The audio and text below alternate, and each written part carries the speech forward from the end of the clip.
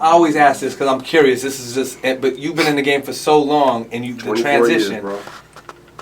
What was your first DJ name?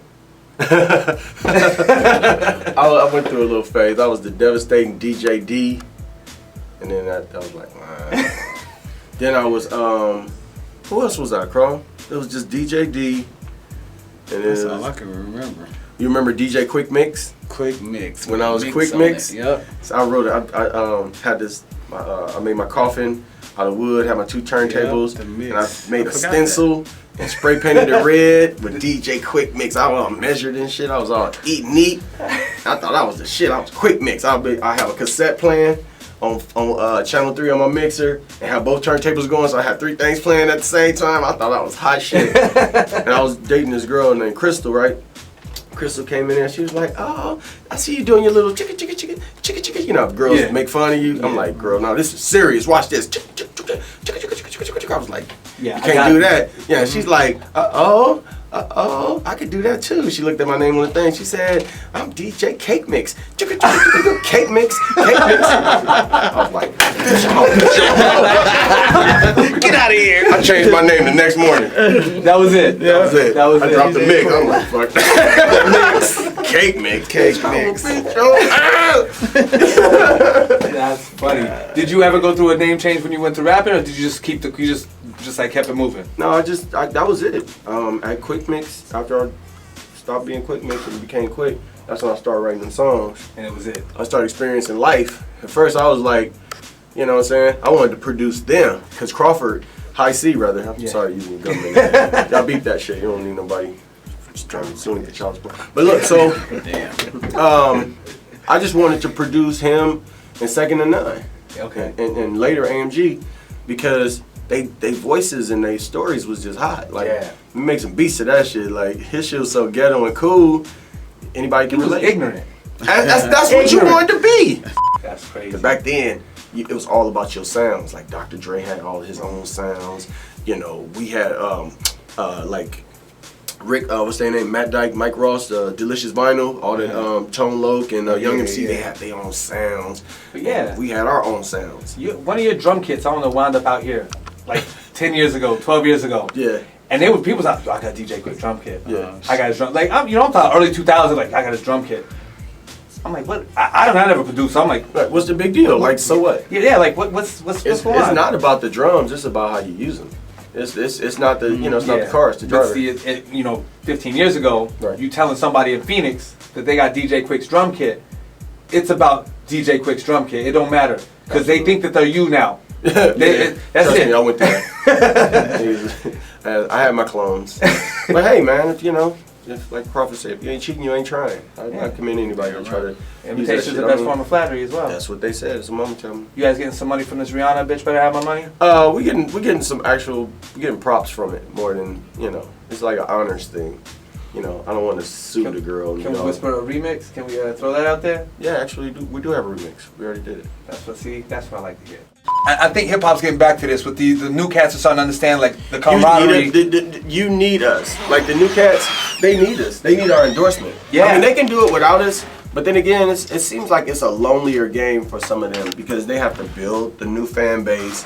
With us, they come with a built-in fan base. Like they'll get liked across the board. Well, yeah, I don't like the internet. Separatism. Internet did it all. But not hating on them though. It's to me, I look at it as like if you're trying to do the longevity, the long-term thing, you need follow somebody that did it long-term. That adjusts. Because they'll come up with some cool little, this shit be crazy, like Ray like a Shrimmer, red nose, like something, But then it's like, then they'll just fade away real quick. Yeah, microwave. And that's unfortunate because the industry doesn't teach them how to have longevity anymore, like we were taught.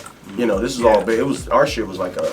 Pardon my language, but ours was like a manufacturing plant, almost like how Motown was built. Like they, it was like stages. You learn how to perform. You learn how to, how to even socialize. Training, yeah, all that. But you have to learn how to do it. This dude, he being humble, man. This dude, we grew up together, so I'm gonna tell the truth.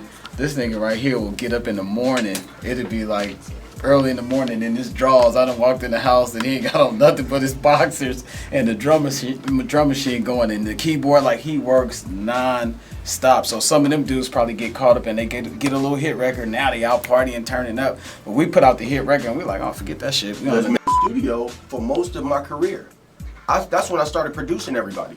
Like, because I found it to be more fun to be in the studio producing and writing songs for all my favorite artists than it was to be out on the road watching motherfuckers practice gangbanging and take it out on me. Let's call it what it is. Practice gangbanging. You remember that? We should do a song. Let's practice gangbanging. Man, Let's practice gangbanging. You know what I mean? Hey, but I could tell you 30 times how to pimp your hoe. And I can tell you 30 more and you still won't know. Partner. So he don't care about the drum kit. If you got it, what the Yeah, nigga they got the drum kit. right? He can, nigga, I grew up with the nigga. He can give me the drum kit, and I'll still be in there like, no, this. I don't know. Wait a minute. It's timing, and it's not. This shit is a little bit more. Oh yeah. It's not easy to just intense than punch people a think. beat. Like, oh, put that on. I'll speak on the master too. Like, just being in the studio with like Dr. Dre and watching him punch out a beat, it's like you see what, like, from his level, the intensity that goes into it. It's not like, I mean, anybody can punch out a beat. Anybody, like, even now, like, it's so easy to do beats.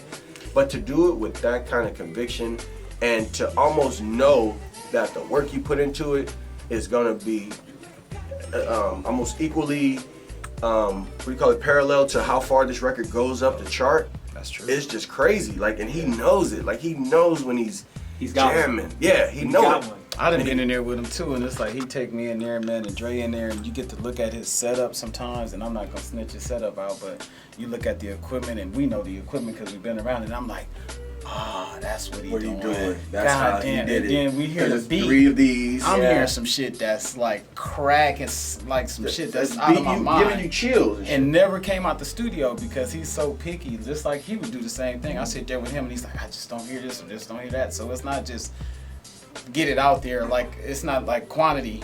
It's quality. Yeah, and it's like some real. I mean, I can't tell the secrets. I feel like talking about it. It's timing. It's like the way you hear certain shit. It's the way you move it around. Move it around means how you put it in a pocket.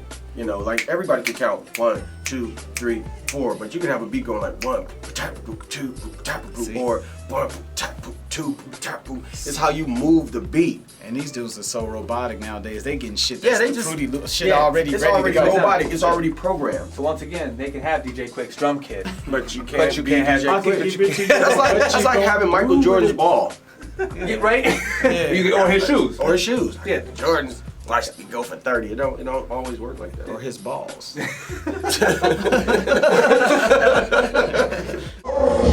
ready. I can't get my